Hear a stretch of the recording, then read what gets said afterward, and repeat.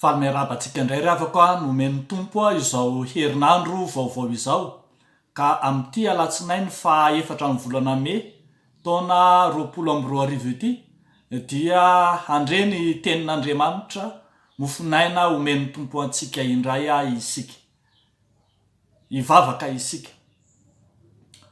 Andriamanitro misaotranao zahay lay mamelona ty anatinay ny famondrampo sy ny fitiavanao, lay mahary fiainam-baovao anay isan'andro ka manome tombonandro pahavelomana ary de indreto velonaina trapamonjena nomenao herinandro vaovao famondrampo sy fitiavana ary de miaina amin'izao vanim-potoana vaovao izao indray. Misaotranao tompo ny amin'izay lasanay rehetra ary ahafanay miatrika any ankehitrininay koa ny dera sy ny laza ny voninahitra ho anao Andriamanitra ray zanaka fanahy masina. Andre ny teny avy aminao zahay, ny fanahy masina mpanazava sy mpitari-dalana ne hanazava ny teninao aty anatinay ka ahafahanay mandeha araka ny sitraponao. Ampitombo ny finoanay ary ivelomanay sy itombonay amin'ny finoana anao Jesosy Kristy tompo. De amin'ny anaranao Jesosy nanaovanay zany vavaka izany. Amen. Ny bokin'ny Joela 7 ny 1 hatramin'ny 5 ry havako no mofinaina voalahatra ho antsika amty andro anio ity. Joela 7 1 hatramin'ny 5. Amin'ny anaran'ny tompo manao hoe: ary rehefa afaka izany dia andatsaka ny fanahiko amin'ny nofo rehetra aho, dia haminany ny zanakalahinareo sy ny zanakavavinareo, ny lahy antotrareo anonofy ary ny zatovinareo ahita fahitana. Ary na de ny mpanompo lahy sy ny mpanompo vavy aza dia andatsahako ny fanahiko amin'izany andro izany. Ary anisy fahagagana eny amin'ny lanitra sy ety amin'ny tany aho, dia rà sy afo ary setroka mitankosina, ny masoandro ampidina ho aizina ary ny volana ho rà, alohan'ny hatongavany andron'i Jehova izay sady lehibe no mahatsiravina. Ary nazovy no iantso ny anaran'i Jehova dia ho afa-mandositra, fa ho atendrombohitra Ziona sy any Jerosalema dia hisy sisa afaka araka izay efa voalazan'i Jehova. Ary izay antsony Jehova de ho isan'izay afa mandositra. Ray masino, manamasinanay amin'ny fahamarinana, ny teninao no fahamarinana. Amen. Ho ampitongonao aminareo ry havako ny fahasoavana sy ny fiadanana amin'ny fahalalana tsara an'Andriamanitra sy Jesosy Kristy tompontsika. Amen. Ny hevitry ny teny hoe Joela ry havako dia azontsika adika tsotra manao hoe Jehova no Andriamanitra, ny tompo no Andriamanitra, ka ilay Andriamanitra lehibe sy Andriamanitra masina izay manana ny fahefana rehetra tamin'ny lasa sy ankehitriny ary tompony ho avy rahateo, no indro manam-pahefana amin'izao tontolo izao koa. Arak'izany dia azo ambara fa Andriamanitra tompony tantara izy, ka manam-pahefana amin'ny vanim-potoana rehetra. Manam-pahefana amin'ny vanim-potoana rehetra, ny lasa, ny ankehitriny ary ny ho avy. Ity bokin'ny Joela ity izay vao avy nivakitsika teo de manambara kokoa ny faminaniana, manambara ny latsahan'ny fanahy masina amin'ny ho avy. Zany hoe Andriamanitry ny ho avy miseho amin'ny endrika fanahy masina Zany no hitantsika atao amin'ny bokyny Joela araka ny faminaniana izay efa nisy taonjato fito talohan'i Jesosy Kristy tany. Ambara amin'izany ny amin'izay hiaviny izany andro ny fanahy masina na antsonako hoe andro ny Jehova izany. Andeha ro jerentsika ry havako reto roa hevitra anankiroa ireto. Voalohany andiniantsika fa ny andron'i Jehova dia andro mpanafahana, ary ny andron'i Jehova faharoa dia andro mpamonjena. Ny andron'i Jehova dia andro mpanafahana. Raha mandinika isika ny andininy voalohany sy ny andininy faharoa dia manambara fa hisy fanafahana omena amin'izany andro zany. Rehefa afaka izany ho ny voalaza dia andatsaka ny fanahiko amin'ny nofo rehetra aho. Ao amin'ny toko voalohany sy ny toko faharoa amin'ny bokyny Joela mantsy dia ambara ry havako malala fa fatrapahitaloza ilay firenena fatrapivadika tamin'Andriamanitra dia Israely zany. Voalaza any ny toko voalohany sy ny toko faharoa fa mifandimbina mely an'Israely avokoa ny loza samy hafa toy ny andiam-balala, ny haintany, ny mosary, ny fanafian'ny firenena manodidina sy ny firenena matanjaka. Ambara ao amin'ny toko faharoa fa ampitsahatra tsikelikely sy miandalana izany fahoriana izany Andriamanitra vokatry ny fibebahany Israely. Eo amin'ny andininy faharoapolo amin'ny toko faharoa dia hita fa ampanalavirin'Andriamanitra ny loza zay hahazo azy. Eo amin'ny andininy faraka amin'ny roapolo hatramin'ny fafito amin'ny roapolo dia hanomboka hiarina ny fahasambaran'Israely izay rava teo aloha. Ka voalaza eo amin'ny andininy fahatelo amin'ny roapolo ohatra fa hamerina ny fitahiana ho azy ireo Andriamanitra ka hanamando ny tany amin'ny alalan'ny ranonorana.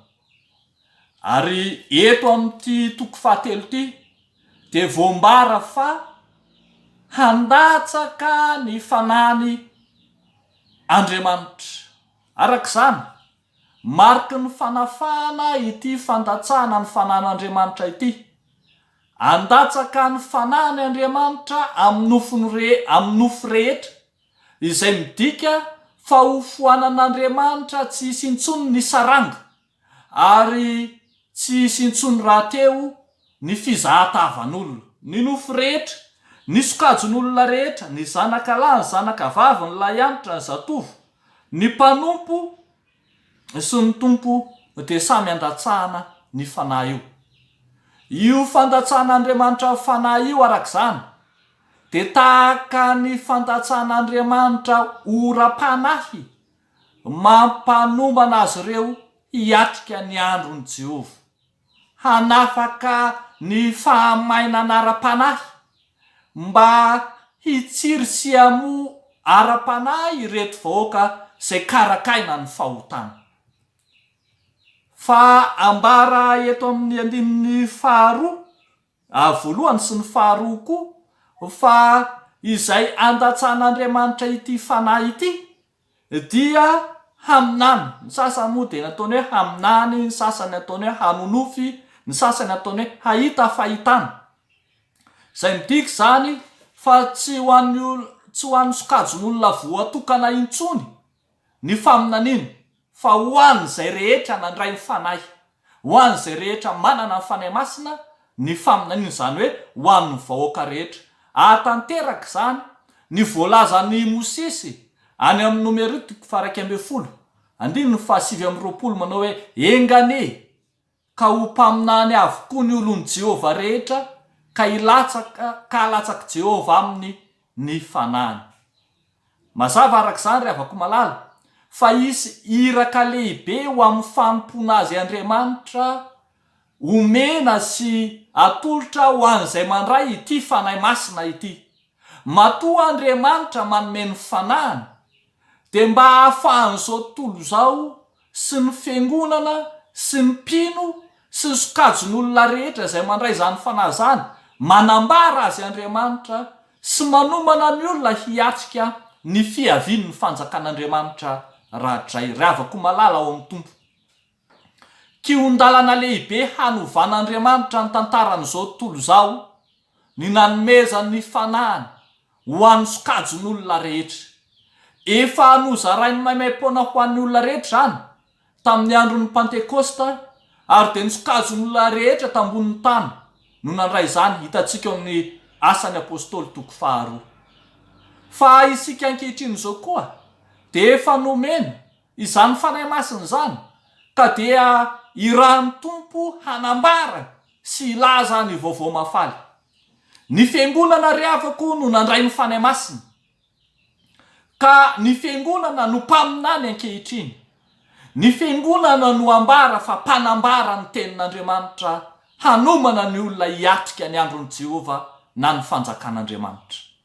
Ny sokajin'olona rehetra no anambara an'Andriamanitra. Ny fiangonana no hilaza ny vaovao mafaly sy ny filazantsara an'Andriamanitra, ka isika izao no irahan'Andriamanitra anambara azy amin'ny fiteny sy amin'ny ataontsika. Ry havako malala, andro farany izao, andro mpanafahana itodian'i Jehova amin'ny olona, ampitsahatra ny fanantainan'ny olona sy ny fangiry firiny. Ko aza matahotra isika ry havako, fa tsy maintsy tsahatra sy ampitsahara an'Andriamanitra zao fangiry firina mahazo izao tontolo izao ankehitriny. Fa indro koa hiatrika isika ny andro farany, lay andro mpanafahana mpino ho afaka manazava ny sitrapon'Andriamanitra amin'ny manodidina azy. Mandehana ry havako, atao mpianatra ny firenena rehetra, ary mitoriny filazantsara amin'ny olombelona rehetra, fa efa nomenanao ny fanahy masina ahafahanao manambara izany amin'ny hafa. Ny andron'ny Jehova andro mpanafahana, afaka manambara ny filazantsara. Fa ny andron'ny Jehova ihany koa ry havako malala, izay jerentsika faharoa eto, dia andro mpamonjena. Raha mandinika itsika ny 9 hatramin'ny 15 dia atakatra fa ny andron'ny Jehova dia andro mpamonjena. Voalaza eo amin'ny 17 sy ny 14 ireo fahitana samihafa makasika ny loza izay iseho any aparany. Voalaza fa lehibe sy mahery tokoa izany loza zany, ary loza tsy mbola nisy toy izany. Ra afo setroka mitankosina, izany no famantarana ny loza. Toa mampiseho sahady zany ireo zava-misy iainantsika ankehitriny, ny horohorontany, ny fipoahana volcan na ny éruption volcanique, ary indrindra ireo ady samihafa izay ataon'ny firenena eran-tany, izay ahitana ramandrika, tanàna rava sy levon'ny hafa. Ary amin'izao iainantsika izao ary dia miseho amin'ny endrika areti-mandringana tsy ahitana fanafana izany. Jesosy Kristy ry havako malala dia efa nanambara raha teo any amin'ny Matthieu 4:20. Matthieu 4:20 ny 7:20 dia voalaza mazava fa raha vo afaka ny fahoriana amin'ireo andro ireo, ny masoandro dia ho amaizinina, ny volana tsy hazava, ny kintana hiraraka avy any an-danitra, ary ny herin'ny lanitra hozongozonina. Amin'izany androany hoy Jesosy dia iseho amin'ny lanitra ny famantarana ny zanak'olona, ka dia hitomany ny firenena rehetra ambonin'ny tany, ary ahita ny zanak'olona avy amin'ny kery sy ny voninahitra lehibe amin'ny raha ho lanitra izy. Ary amin'ny ampanenona mafy ny trompetra dia aniraka ny anjeliny izy, ary angonina ireo olom-boafidy avy amin'ny vaza-tany 4 hatramin'ny faravody lanitra rehetra. Efa voalazan'i Jesosy raha teo ihany koa ny fiaviany izany androany, fa mety ahitana loza izany, kanefa andro anangonana ny olom-boafidy raha teo ihany koa. Arak'izany, na dia tsy azo ialana sy ho an'ny olona rehetra aza ny fahatongavany io andro farany io, hiatrika izany loza izany izao tontolo izao, saingy zava-mahafaly kosa no anambaran'ny tenin'Andriamanitra atsika fa mampanantena ny faminaniany Joely fa hisy lalam-pamonjena atolotra ho an'ny mino, arak'izay hitantsika eo amin'ny 5. Nazofo izy miantso ny anaran'i Jehova dia ho afaka mandositra. Anterina hatrany zany fa mivelatra ho an'ny olona rehetra izany famonjena izany, fa tsy ho an'ny jiosy intsony fa ho an'izay miantso ny anaran'i Jehova. Hisisa ao an-tendrombohitra Ziona sy any Jerosalema dia hisisa afaka.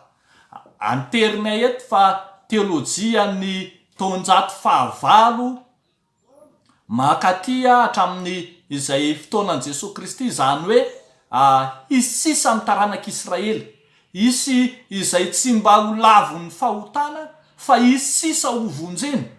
Ary ambara eto fa io tendrombohitra Ziona sy Jerosalema io dia tahaka ny fialofana ho an'ireo sisa ireo mba tsy ahazony ny loza. Zany hoe fialofany olombovonjy izany izany tendrombohitra izany. Manamafy zany ny ambaran'ny bokin'ny Obadi 1 manao hoe ao an-tendrombohitra Ziona dia hisy sisa ho afaka ary masina izy. Riavako malala ambara fa hisy afa mandositra eto amin'ity voalasany 5 ity. Samy hiatrika ny andron'ny Jehova avokoa arak'izany izao tontolo izao, saingy ireo voafidy kosa dia voaomana ho amin'ny famonjena. Ahitsiny ity soratra masina ity arak'izany ny fijeriny izao tontolo izao ho eo ambany fitarihan'ny fanahy masina, fa tsy andro mampahatahotra, tsy andro mampangovotra ny andron'ny Jehova, fa andro voaomana ho an'ny mpino hamonjena sy hanokafan'Andriamanitra varavarana mba hahazony izy ireo fialofana. Ny tsy mpino riavako malala, raha voatenenina hoe andron'ny Jehova, andro farany, dia mangovotra sy mipararetra, fa ny mpino kosa dia manana fanantenana miaraka amin'ny mpamonjiny. Fa averezana ho an'izay very zany, fa famonjena ho an'ny zanak'Andriamanitra sy izay rehetra miantso ny anaran'ny Tompo kosa.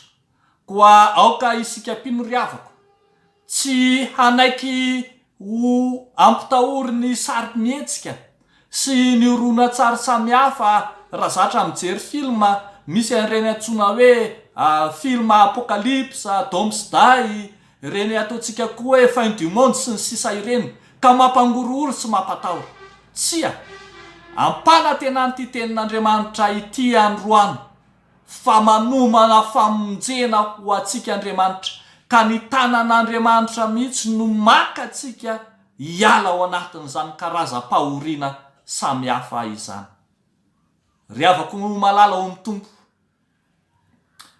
efa tanteraka tamin'ny andron'ny Pentekosta ny apahany tamin'ity faminaniana ity. Koa tsarovy fa efa nandray ny fanahy masina isika tamin'ny alalan'ny batisa, ka nandray zany hare-pahasoavana lehibe zany. Ary tsarovy ihany koa riavako malala fa tsy hanary atsika ny antony nanomezan'ny Tompo atsika ny fanahy masina. Tsy hoe omen'ny Tompo fanahy masina isika mba ho ariny, fa mifanohatra amin'izany mba hamonjena atsika azy. Manoloana zao vanim-potoana mampangorohoro sy mampatahotra an'izao tontolo izao, ianao kosa mpino matoky fa hamonjy anao Andriamanitra. Efa nanomana famonjena ho anao Andriamanitra, ary indrindra aza mbola ho avy amin'ny voninahiny Kristy hahatanteraka amin'ny fahafenony izany faminaniana izany, ary dia hitondra anao ho any amin'ny famonjena feno sy tanteraka. Koa ataovy ary ny asa fitoriana filazantsara, aza miala mifikira amin'ny Tompo mba ho vonjena ianao sy ny ankonanao. Dia ho an'Andriamanitra irery aminy voninahitra. Amen. hivavaka isika ry avako. Andriamanitro rainay izay ny an-danitra dia misaotra sy midery mankalazanao izahay ny amin'ny teninao izay omenao anay, ilay teny fiainana, teny soa sakafo sarobidy, teny manazava ny lalanay ary mametraka ny toky sy fanantenanay raha teo. Misaotra anao zay Tompo fa nisainao ho isan'ny olombonjena, ary misaotra anao zahay fa manana anjara amin'ny fiainan-danitra zay efa nomaninao raha teo. Fa ny amin'ny andro ankehitriny kosa Tompo vonona zahay haminany anambara ny teninao na amin'ny fotoana na tsy amin'ny fotoana, na voatery ao anatin' izao tranga ny zavatra izao dia tsaronay ny tenin'ny apôstôly Paoly manao hoe voageja manodidina izay nefa tsy tery. Koa asehonay Tompo ny fahavononanay hijoro vavolombelona ao an-trany na amin'ny teninay na amin'ny asa zay ataonay, indrindra ho fiangonana izay mpanambara ny hafatra ao mazava sy mahitsy ho amin'izao tontolo izao zay tianao ho vonjena. Ankehitriny ary Andriamanitro dia vangio manokana ny mpitory filazany tsara rehetra, ireo izay sahirana amin'ny fivelomana indrindra ampanatenao izy ireny Andriamanitro, fa ianao dia Andriamanitra mitsinjo, Andriamanitra mihevitra azy eny lavitra eny. Dia amin'ny anaranao Jesosy Kristy, ilay Tompo sy mahavonjy, ilay fanantenana ho an'ny ho avy no anaovanay izany vavaka izany. Amen.